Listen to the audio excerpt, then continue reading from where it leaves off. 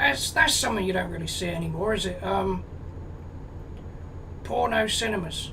As a young man, I did work in a porno cinema, and I mean this is like back in like the early '70s, and you know I needed a job, and I happen to know this person down the pub called Dirty Dick. His name was Richard, in case you were wondering how he got that name. So I was talking to him, I was like, alright, Dirty Dick, how's it going? He's like, yeah, not too bad, Barry, how about you? I was like, well, I could do with the job, to be honest. He's like, well, why don't you come work at my cinema?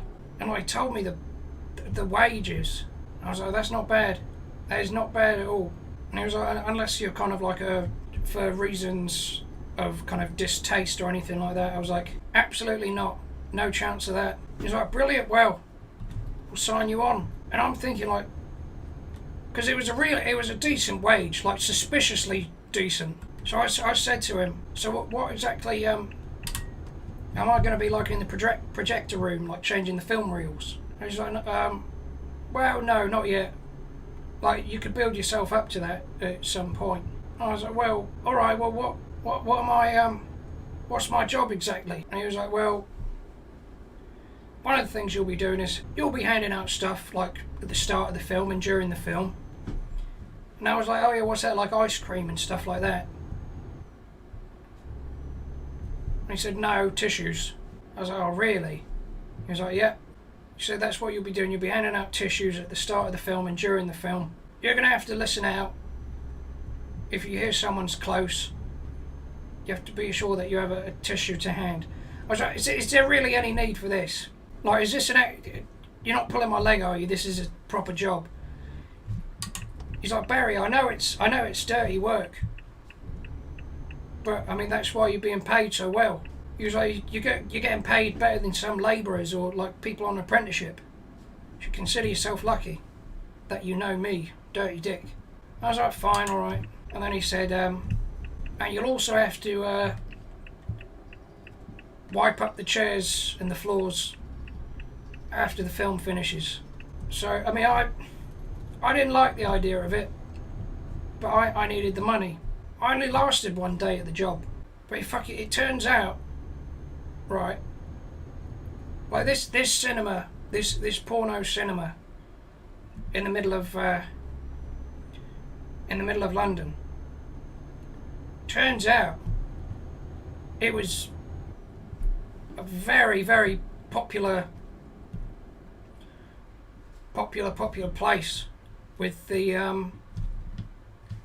with like celebrities and like famous people. They'd go there, watch a film, you know, do what you do, and then leave. You had like this exclusive clientele.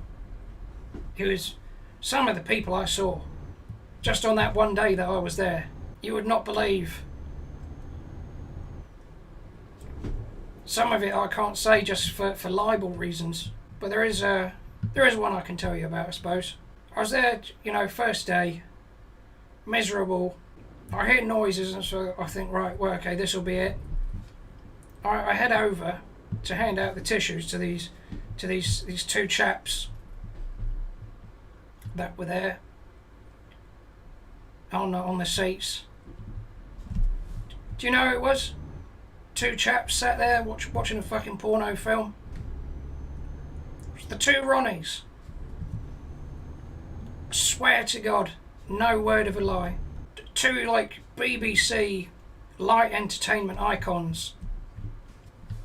And there they were in this porno theatre, sucking each other off.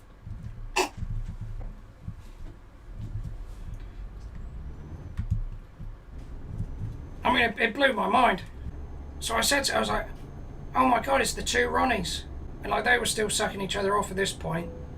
And they said, one of them took the other's cock out of his mouth. He was like, do you mind, mate? We're in the middle of something if you can't fucking see it already. So I was like, all right, fine. And like the worst thing was, when one of them came, they said, it's goodbye from me. And then when the other one came, he said, and it's goodbye from him. So if ever I watch an episode of the Two Ronnies now, if ever it's on TV, and it gets to the end of the episode where it goes, it's goodbye from me and it's goodbye from him, I can't get the image out of my head of Ronnie Corbett and Ronnie Barker fucking 69ing in a porno cinema. But it's like their Four Candles sketch, famous, considered by many to be one of the, if not the best comedy sketch of all time. I heard from them actually on that day. They were telling me about it. I said to them, oh, they had me in stitches seeing that Four Candles sketch. It's fucking funny. They were like, it's alright, it's not what we originally wanted it to be. The original sketch was not sorry,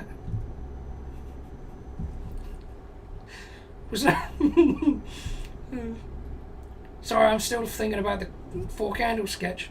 It was not originally meant to be four candles. It was meant to be fuck handles, which is what Ronnie Barker called Ronnie Corbett's love handles.